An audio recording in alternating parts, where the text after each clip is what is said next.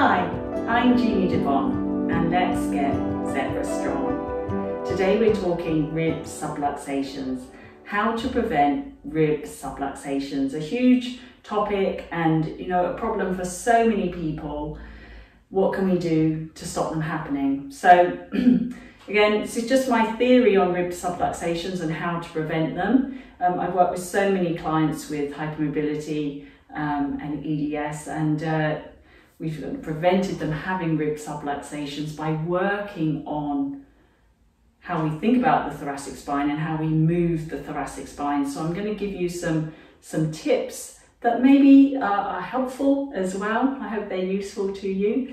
So I think it's important that first of all we stop thinking of the rib cage as a cage, because that makes us have feelings of rigidity and sort of fixing. And actually the ribs are quite mobile. They're supposed to move and expand with every breath we take. But if we have this idea of it being quite fixed, then that's going to prevent the opening and the closing that the ribs require on every breath. Now, from my experience, my clinical experience of almost 13 years working with this population, I know that many of us have breathing pattern disorders. So many of us end up holding our rib cages, breathing quite shallow up here, not much going on here, or sometimes we've been told that we need to belly breathe. So we've got this thoracic cage which is kind of stuck, and then we're told we need to belly breathe, and that's really hard when this bit doesn't move. So we end up kind of forcing the breath down here, which is really unnatural because this whole structure has to breathe and open if we want to breathe. So I guess what I'm saying is that any sort of restrictions, whether forced or unconscious or habitual, are going to prevent this rib cage from moving, from having its fluidity and its expansive nature available to it. So either I'm in pain, so I start holding myself very rigidly to stop the pain. Maybe I've had rib subluxations in the past, so I'm very nervous, and so I hold myself like this to prevent that happening. Maybe I've got shoulder pain because I'm scared to move my arms, so everything becomes a little bit tighter, maybe just on one side of the body. Maybe I've kind of lost that ability to take a full breath, maybe because I'm in pain, maybe because of anxiety and stress. There's so many reasons. Stress causes us to kind of bind down on ourselves, everything pulls down at the front of the body. There's so many reasons why this thoracic spine, this rib cage area, can become very, very tight. Okay, so what do we do about it? And obviously I'm talking about a movement perspective. I know there are lots of reasons why your ribs might be subluxing. If you're prone to subluxations, it's very, very common for some people. But this is really from a movement perspective what we can do about it. So if this is tight, and probably the lumbar spine is quite mobile and the neck is quite mobile, this gets stiffer. Okay, so then I have problems moving my arms, because let me turn sideways.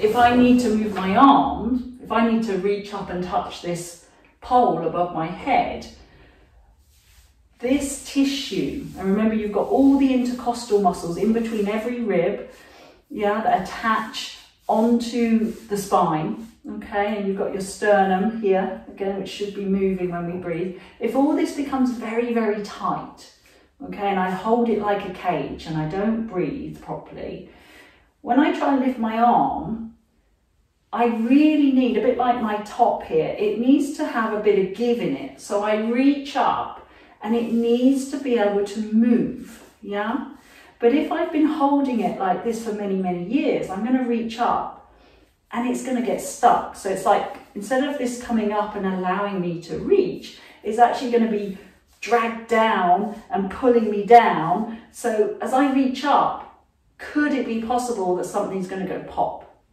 Because I don't have the fluidity in the rib cage and this thoracic spine to allow freedom of movement. So maybe I'm sitting and I need to reach behind in my car to grab something. So rotation, as we get older, rotation is one of the first things we lose, so the spine gets stiffer. So if I'm already stiff and I turn to reach out the car or I turn to pick something up, that's going to be an unusual movement for me. So that change in direction, because maybe I'm so fearful and anxious, I restrict my movement, so my world gets smaller and I stay pretty fixed, and then I have to turn, maybe unexpectedly, yeah? That change in direction, instead of having the gliding and that elasticity to turn, it's a big shock for the system. So I turn and something here goes pop, and I've done it, I've subluxed my rib. So basically what I'm saying in my theory is that we need to keep the thoracic spine mobile, fluid, elastic, so that when I do need to reach or grab or twist, there's not a shock to the system. There's not a, oh, I've got stuck, there's nowhere to go, so I'm just going to pop a rib out. There's a gliding sensation, yeah? So, of course, breath is going to be my first go-to point. We want to encourage breath into the thoracic spine. Now, you can do that in lots and lots of ways. You can lie on your side, for one, prop yourself up with lots of cushions, okay? So you could spend time in your bed with your pillows, and you could just place a hand here. You don't have to place a hand here. You could just, and you could think about the fact that we've got all these little muscles here, the intercostal muscles, and all these attachments around into the spine. And as I inhale, could I imagine the ribs gently opening up? And as I exhale, they're going to soften. Okay, so I do want movement in my ribs. They're designed to move, it's safe for them to move. We don't have to take this massive inhale and force it and go, right, okay, I'm breathing into my ribs. We don't have to do that. It can be so soft that the softness expands the ribs. And then when you exhale, it softens again, okay? Now, so you can do that on your side. If it's accessible to you, you can do it on your tummy. Again, not always comfortable for everyone, but what about the attachments into the back of my spine? Can I breathe into the back of my spine? Again, can I imagine all the intercostal muscles opening as I inhale and softening as I exhale? Can I feel the front of the ribs softening into the floor? Can I let go?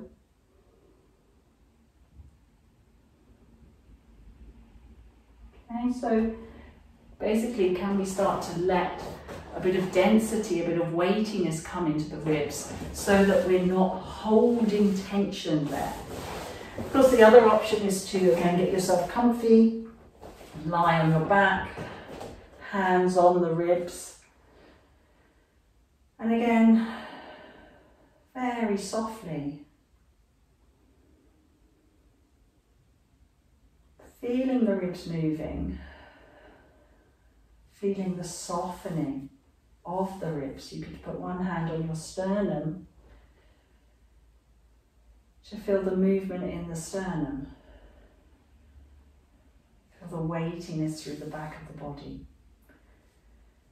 So whenever I'm talking about movement through the rib cage, my first go-to is always the breath.